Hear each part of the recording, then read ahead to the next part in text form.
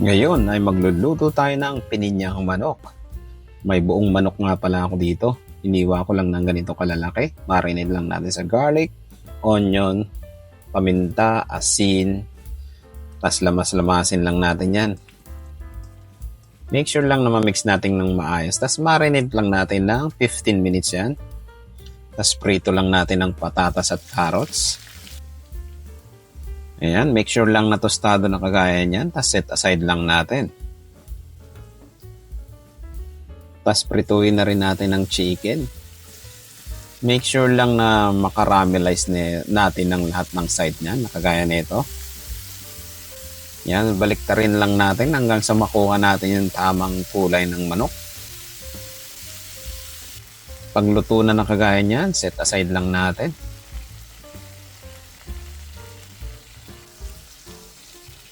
At igisa lang natin ng sibuyas. Nakita nyo yung mga caramelize na yan. Pampasarap yan. Gisahin lang natin ng garlic. Tapos lagyan din natin ng kamatis. Gumamit ako ng fresh tomato dito. Pwede rin kayo gumamit ng tomato paste kung gusto nyo. Tapos lagay na natin ang pinrito nating manok. Nilipat ko nga pala ng lagayan. Kasi hindi kasya. Lagay na natin ng pineapple. Coconut milk. Ang gamit ko nga palang pineapple dito ay yung fresh. Pwede rin kayong gumamit ng nasa lata. Tapos lagyan din natin ng chicken cubes. Yan, pwede rin kayong gumamit ng betchin dito kung gusto nyo.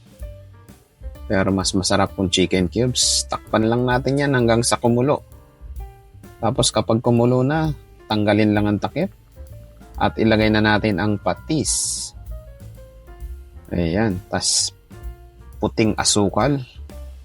Halu-haluin lang natin at ilagay na natin yung pinrito nating patatas at carrots. Sama na rin ng bell peppers. Green and red ang gamit ko dito. At nilagyan ko rin ng isang pirasong sili. Para medyo may anghang.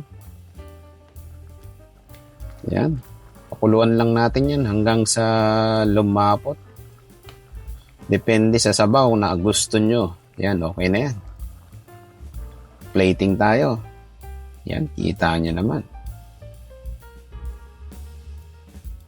Naku, tama-tama yan sa kanin.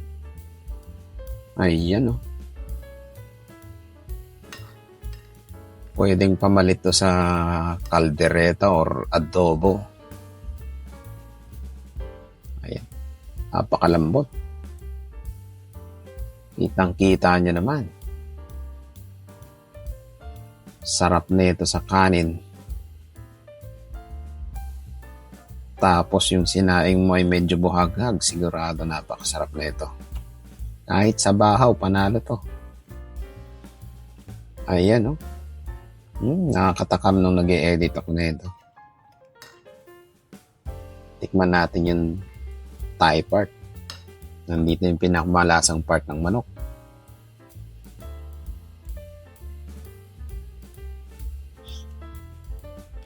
Ayun, no? Sana maluto nyo to. Napakadali. Yun nga lang, medyo madaming ingredients. Pero pwede kayong magbawas dyan ng konting ingredients kung gusto nyo. Siya nga pala, pwede rin kayong gumamit dito ng evaporated milk. Wala kayong gata. Ano pang hinihintay nyo? Lutuin nyo na to at para masubukan nyo tong recipe na to. Napakadali at napakasarap. Ang complete recipe nito ay nasa YouTube channel ko. Kaya ano pang hinihintay nyo? Pa-like and share naman kung nagustuhan nyo yung video na to. Pa-follow na rin sa TikTok, YouTube, Facebook. At maraming salamat